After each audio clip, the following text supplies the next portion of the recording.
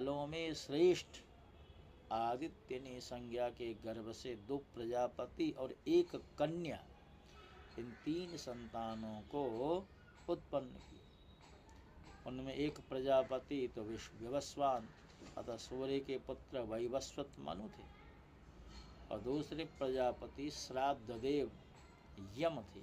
इस तरह यम तथा यमुना नामक 2 जुड़वी संतान उत्पन्न हुए। तदनंतर संज्ञा ने सूर्य की कठिनता से सहन योग्य तेजस्वी रूप को देखकर उनके तेज को न सह सकने के कारण अपनी छाया को ही अपने समान नाम और रूप वाली बनाकर तैयार कर दिया।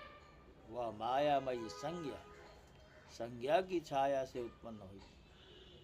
हे नरेश्वर, वह छाया संज्ञा को प्रणाम कर हाथ जोड़कर के बोली, हे शुचिस्मिते, बताओ मुझे क्या करना चाहिए। हे श्रेष्ठ अंगों वाली, मैं तुम्हारी आज्ञा का पालन करूंगी। संज्ञा कहती है तुम्हारा कल्याण। मैं अब अपने पिता के घर जा रही हूँ, तुम मेरे इस घर में शांत होकर के रहो। ये मेरे दोनों पुत्र हैं और यह एक सुमध्यमा अर्थात सुंदर कटी वाली कन्या है। इनका तुम ध्यान रखना, और इस रहस्य को भगवान सूर्य से कभी मत कहना। छाया ने कहा, देवी, मेरे बाल पकड़े जाने तथा शाप देने की स्थिति आने के पूर्व मैं यह बात किसी प्रकार और किसी से नहीं कहूँ।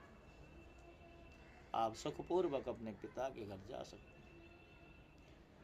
वैशंपायन जी कहते हैं कि अपने समान नाम रूप वाली छाया को आज्ञा देकर और उससे तथास्तु कहे जाने पर वह तपस्विनी लज्जित सी होती हुई अपने पिता त्वष्टा के यहाँ चली गई। पिता के पास पहुँचने पर उसके पिता ने उसे बड़े जोर से डांटा तथा उसे बार बार पति के पास ही जाने के लिए कहा। तब निंदित कर्मों से सदा दूर रहने वाली वह संज्ञा अपने रूप को बदलकर घोड़ी का रूप धारण कर उत्तर कुरु के देशों में जाकर घास चरने लगी। उस दूसरी संज्ञा को भी संज्ञा ही समझते हुए सूर्य देवता ने उस गर्भ से अपने ही समान पुत्र उत्पन्न किया। हितात ये अपने बड़े भाई मनु के समान वर्ण तथा शक्ति वाले थे, अतएव सावर्ण कहलाए।